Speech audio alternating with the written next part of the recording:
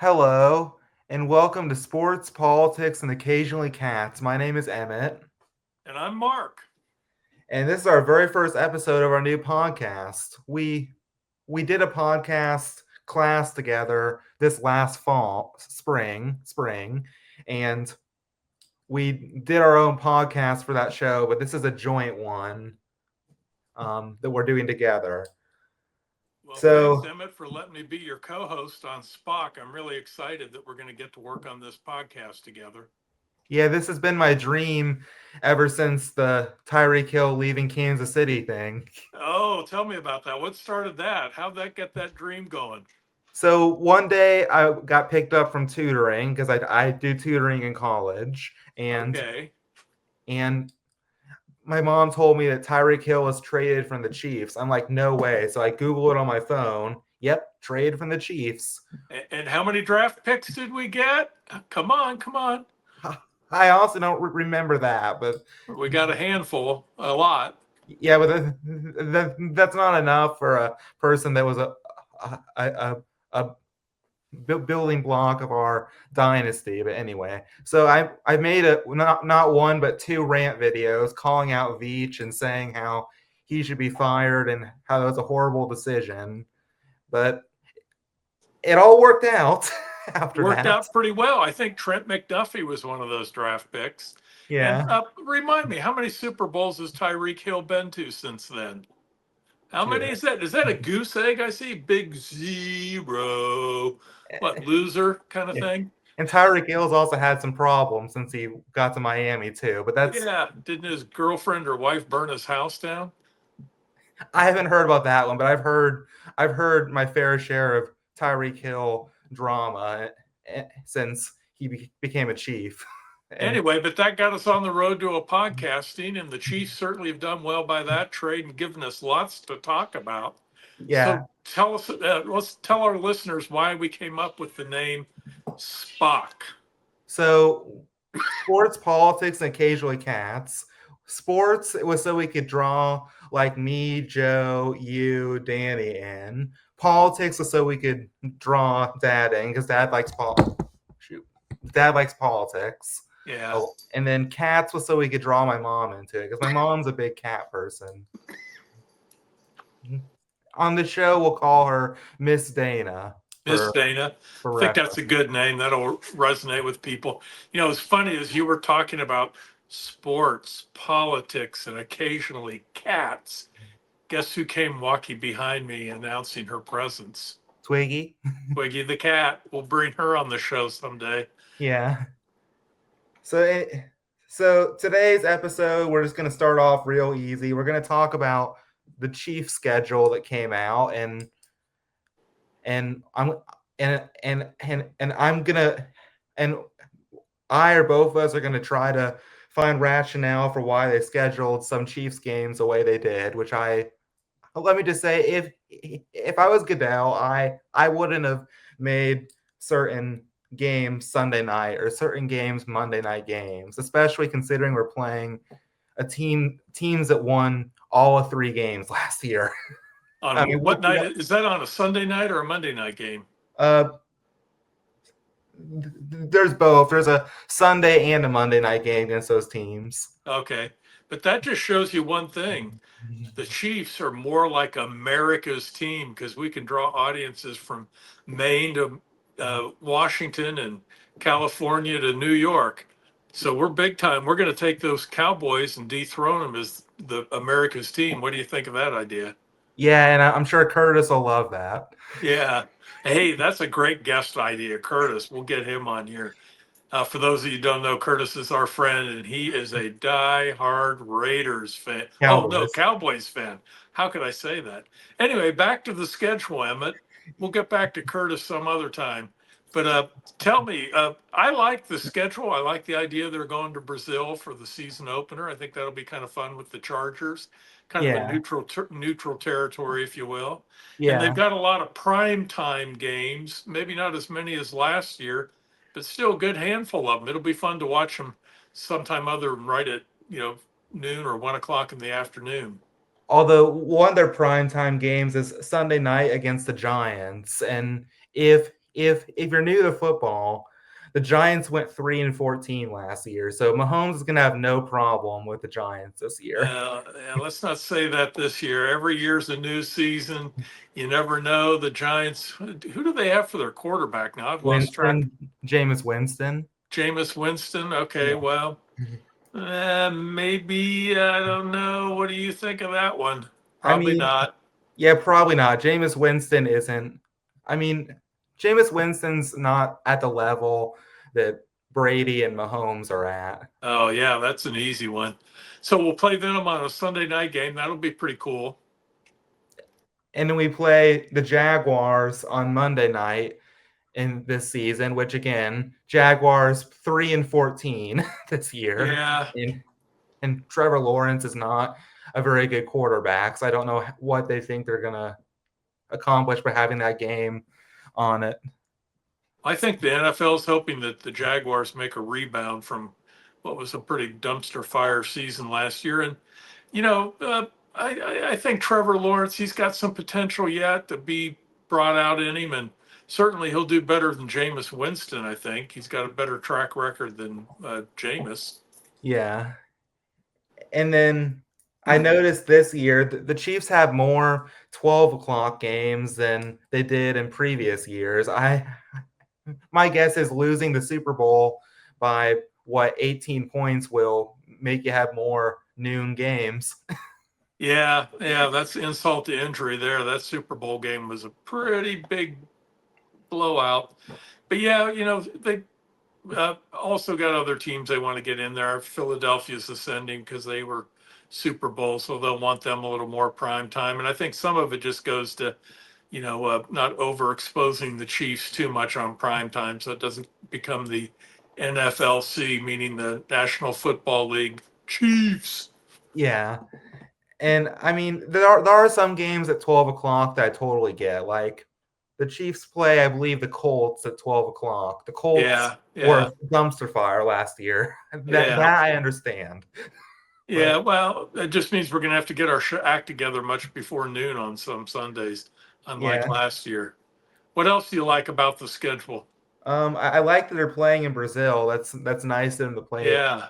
Let's play in Brazil. I mean, I just hope the field's in good condition and yeah, nobody gets hurt. Because remember that year they tried to play, where was that, Monterrey, Mexico, and the field was just tore in up. Mexico City, and the game got moved to LA. Okay. Yeah, the turf was all coming loose and muddy. And Side note, if I believe that if they had moved that game to Kansas City, we would have won that game. But because the Rams are the bigger market and they gave up a home game to go to Mexico, we had to go to the Coliseum, which is not a friendly place for visiting teams. Yeah. But I believe that if they would have played that in Kansas City, we would have won that game. Probably 54-51. Yeah, that was a real barn burner. That was a fun game to watch, even though we did lose. It's like last team with the ball is going to win the game. Yeah. So what else? So what do you think of the Chiefs preseason and draft so far? It depends on who you read. It looks like they picked up some good players from round 1 through 7. Potential people that can come in and contribute. Some of them you hope make a little more impact early on than others. The defensive linemen, the offensive linemen they drafted, they seem pretty high on the new linebacker they've got coming in. And this pick they had late in the round, I can't remember his name, the kind of H-back that you can pass the ball to. So there's some potential there. Hopefully this is another one of those good Brett Veach drafts where he really restocks the shelves, if you will, with some good quality players throughout all his picks.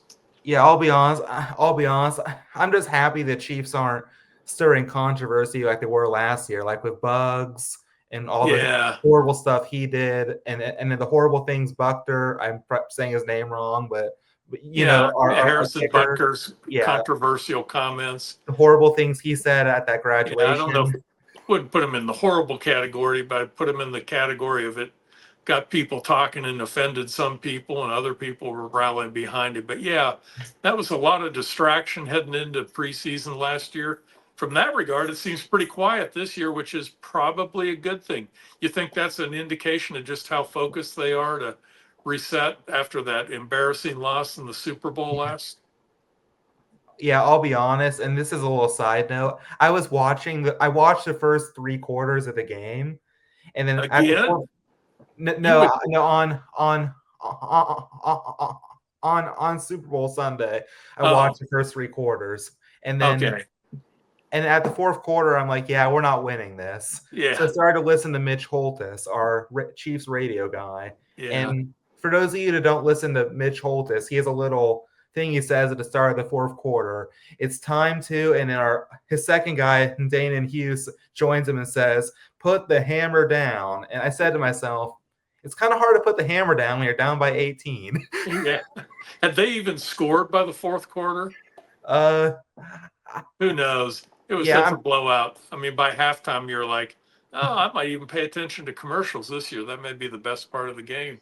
yeah, Anyway, we're moving into the preseason. They had a good mandatory mini camp last week, and it sounded like Kelsey and Mahomes were really, really focused. A lot of people looking at Kelsey thinking he maybe is in better shape than he might have been last year. Looks like he, got a little leaner.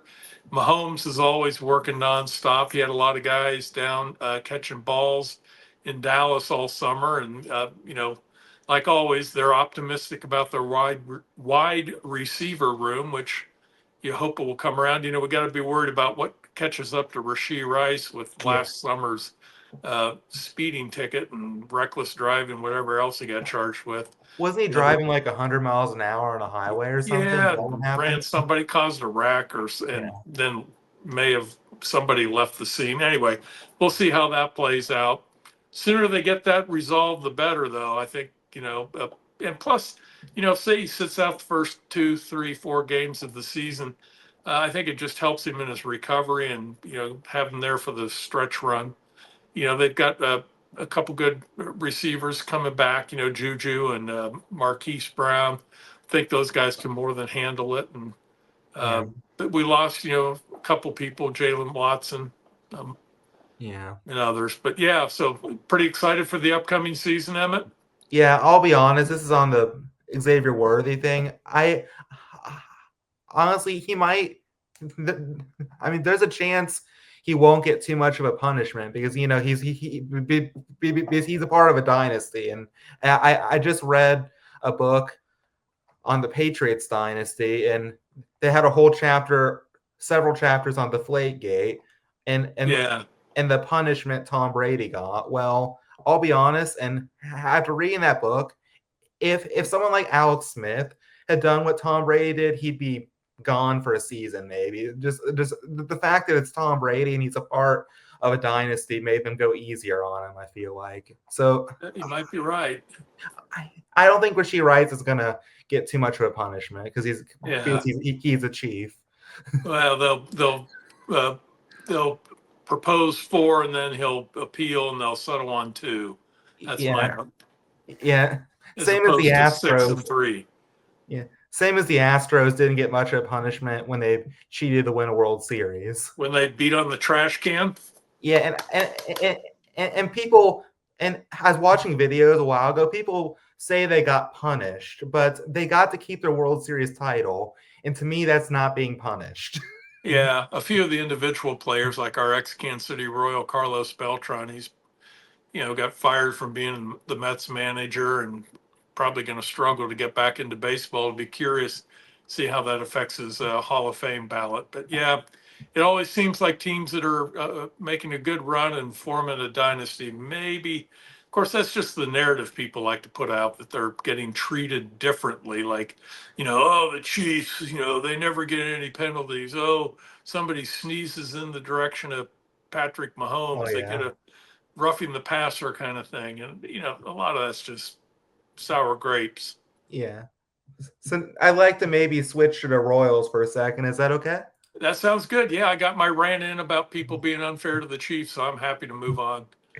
So the Chiefs aren't doing as well as they were last year. The Chiefs, Sorry, the Royals. Yeah, so we head into today's game. We're what, 38 and 38. We're back to 500. Yeah, and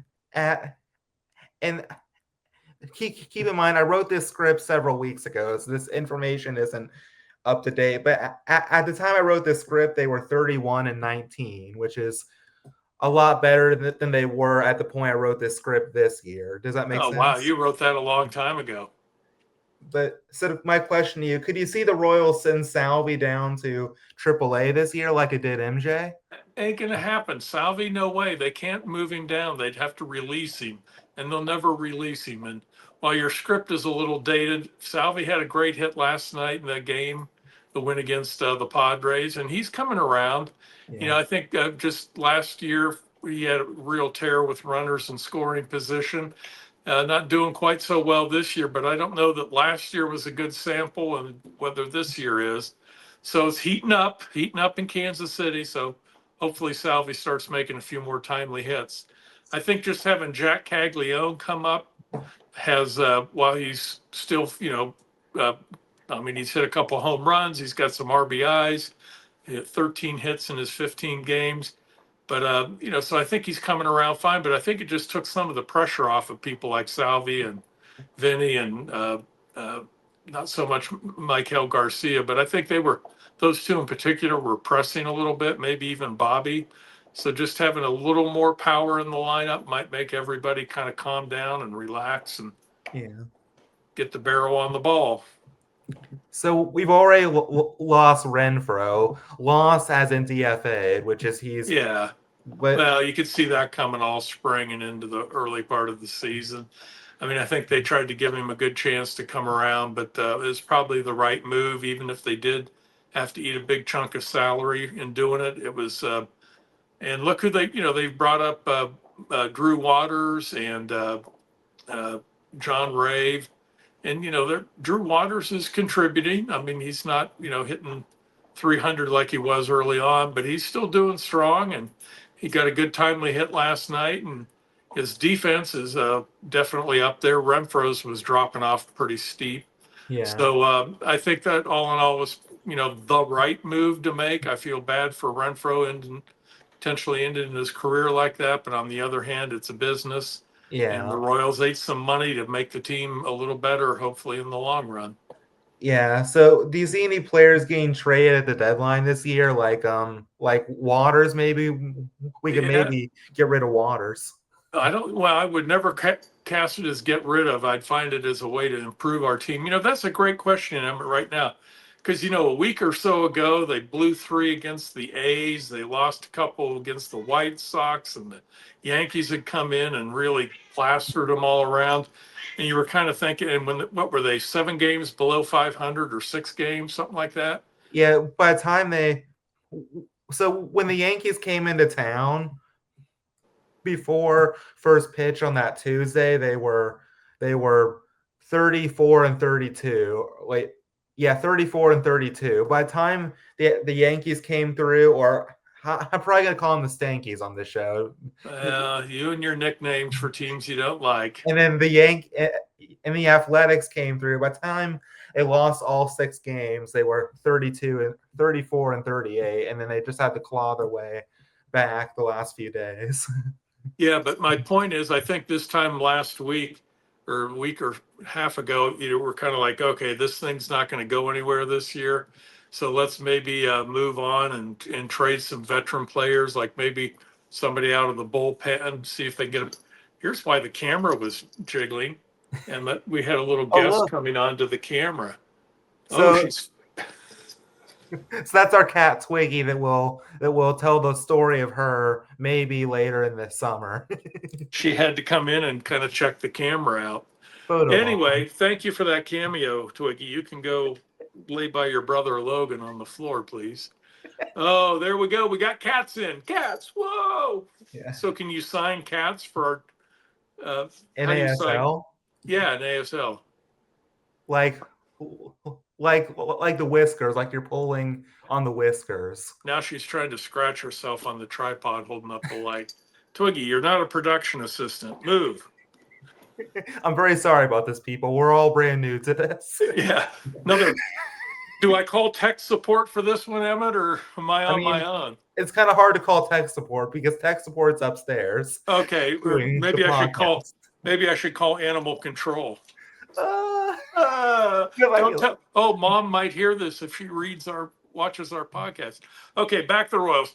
Is it trades? I think the next couple weeks are going to be really key. If they can hang in there and get tighter in the wild card race, uh, they can maybe go out and try to add somebody to get another bat. But all the people and the names that keep coming up. I mean, no disrespect to them, but uh, it's the same names that came up last year. These people aren't hitting any better than Drew Waters. Maybe occasional power here and there, but I wouldn't give up good hitting or pitching prospects to get kind of a questionable 1 year rental or short term rental. None of the names of some of the outfielders, who's Lewis Roberts from the White Sox. Can't remember the guy in what Taylor and from the Angels, and just none of them really, in my mind, are going to set the team on fire. So the trade market doesn't look good for what they need, and I'm afraid to go get a mediocre player and give up too much of the future. This may be one of those bumpy years, and as long as they play good competitive ball, I think people will still remain behind them.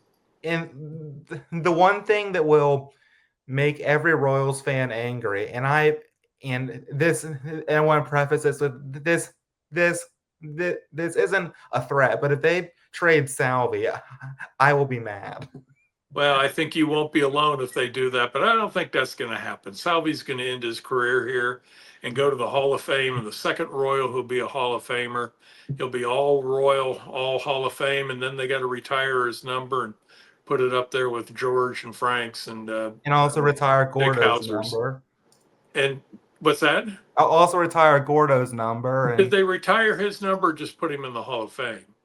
Mm, I think they just put him in the Hall of Fame. Yeah, but Gordo was a very big part of our World Series run. Oh, I think he was. I was thrilled to see he got put in the Hall of Fame. That's great. The Royals Hall of Fame, not the National Hall of Fame. So what else about the Royals? So they got the draft coming up. We got to start studying up about who they might pick in the draft. Or, because of the good run they had last year, they're down pretty low in the order. I forget, they're like number 23 or forget where their draft position is. We'll have to do some homework for that on our next show. But I guarantee, as of now, the Rockies will be the number one pick. I almost guarantee that because they're probably going to get a mercy pick in addition to a competitive pick and they're talk about dumpster fires. I mean, they're making last year's White Sox look good. So I wrote this script again several weeks ago, and I believe I wrote it on May 21st because that's what I have in my notes. But as of that time, they were 8-40. So yeah, I think they went on a hot streak. They're up to 17 and some other obscene number. They actually 52 or something like that. They actually took 3 of 4 against the Nationals, which I'm also a Nationals fan, so that was very upsetting. Yeah, boy, we've had a bad couple of weeks with all our favorite teams. But the Red Sox, they swept the Yankees. You gotta like that. Gotta love that. I was actually I went to a little cookout a couple Fridays ago, and this is right after the Royals got swept out of Kansas City by the Yankees. I have a little Boston hat that I wore to Fenway that time I went there, and I was wearing that hat out of spite, and I wore that hat in the hopes that the Yankees would lose all 3 in Boston, and it came true. You have to wear that hat again. That was cool. Go Sox. So what else you want to talk about to wrap up, Emmett? So I had on here talking about the new Pope. Do you like the new Pope? Oh, he's been around. Yeah, Pope Leo. That's big news. An American, a White Sox fan, no less. Yeah, Central team. That's the one thing. Leo. That's the one thing I don't like about him is he's a fan of a team that's a rival of the Royals. Yeah, that's the one thing I don't like. But well, everybody, everybody's pretty excited. I think he's going to bring a freshness and, kind of keep following up on what Pope Francis did, and that's a good thing. So that'll Do be fun. you remember the day he was? And I know this isn't the proper term, but I don't know the terminology the way other people do. The day he was in inaugurated. I'm just gonna call it that. Yeah. I don't know So what the actual term they is. do what's called a conclave, and all the cardinals get together, and he voted. And you've heard about the term when you see white smoke, that means Yeah. we've got a pope. So he was, and then I think they do a formal installment a few days later. Yeah, So it's pretty so exciting for Catholics. my dad actually texted my mom, Miss Dana, that there's white smoke coming from some building, and my mom's like, "What?" White smoke from the Sistine Chapel. Yeah. And I think you and your mom thought it was getting burnt down. I'm like, oh, it's a Catholic thing. Yeah. We have a Pope, El Pape. Yeah. I'll be honest, I'm